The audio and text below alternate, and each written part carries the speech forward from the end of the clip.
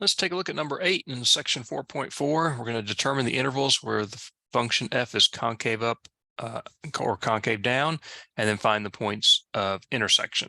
Here's our function. Notice the domain for this function is all real numbers because the domain for e to the negative 3x or whatever the power is will have a domain of all real numbers because you can plug anything into the exponential function. So finding the intervals where we're concave up, concave down, and points of inflection requires the second derivative. So we need to find the second derivative. Well, we have to start with the first derivative, and notice we have a product, right? 4x times e to the negative 3x. So we have to use the product rule. So remember how that works. We take the derivative of the first function, which is 4, times the second function plus the first function 4x times the derivative of e to the negative 3x, and that derivative by the chain rule, right, is negative 3 times e to the negative 3x. And so it's the derivative of the outer function, which is e to the u, times the derivative of the inner function negative 3x, all right, which is the derivative of negative 3x being negative 3. So it's e to the u times du dx. Okay, so cleaning this up a little bit, I get 4 times e to the negative 3x.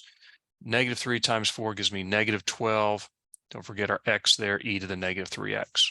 Okay, so there's my first derivative. I could do some factoring to simplify, but I'm just going to go ahead and take the derivative of this to get my second derivative, right?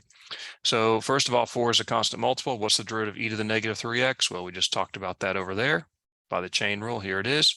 And I'm going to factor out this negative 12 and just use the product rule on x times e to the negative 3x. So the derivative of x is 1 times e to the negative 3x plus x times the derivative of e to the negative 3x, again, is negative 3 e to the negative 3x. So be careful here. This is a negative 12. I'm going to distribute this negative 12 through. So when I do that, 4 times negative 3, negative 12 e to the negative 3x. Negative 12 times 1 is negative 12 e to the negative 3x. A negative 12 times a negative 3, negative times negative, positive 36 times x times e to the negative 3x. Notice these are like terms, so we can combine like terms. Negative 12 minus 12, negative 24 e to the negative 3x. And there's our second derivative. To help me find where the second derivative is 0, I'm going to factor out, for me, since this is negative, I'm going to factor out a negative what? 24 and 36. The greatest common factor is 12, so I'll factor out a negative 12. And then I have an e to the negative 3x and an e to the negative 3x. I'll factor that out. And that's going to leave me a positive 2 because I factored out negative 12. And then positive 36, factoring out negative 12 leaves a negative 3, and I still have that x. The e to the negative 3x is pulled out.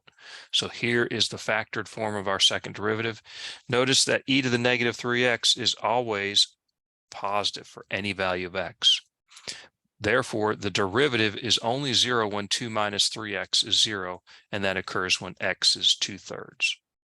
Doing a sign check of the second derivative, it's 0 at 2/3 as we just showed.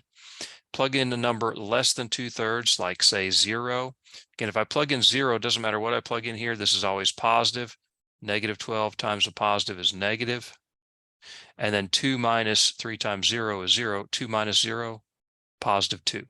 So I get a negative times a positive, which is negative. Again, you can use your calculator and just evaluate this expression for any number less than 2/3.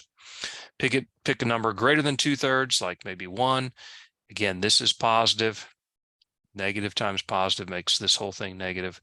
2 minus 3 times 1 is 2 minus 3. This is negative. A negative times a negative is a positive. All right, so at any rate, here's our sign check. So what does that tell us then? It tells us the following information. The function f is concave up when the second derivative is positive. So for all values greater than 2/3, we write it that way in interval notation. F is concave down when the second derivative is negative. For values less than 2/3 is written this way in interval notation.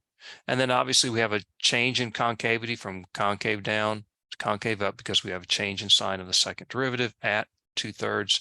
So we have a point of inflection at x equal 2/3. Now, I think they want, Achieve wants an actual point for the point of inflection. So what is f of 2/3? So remember the original function, of course, is what we're talking about here, right? We're talking about inflection points for this function, find points of inflection for f, right? That's what we're doing. So we need to plug in the value of x equal 2/3 into that function. 4 times x, which is 2/3, e to the -3 times x, which is 2/3.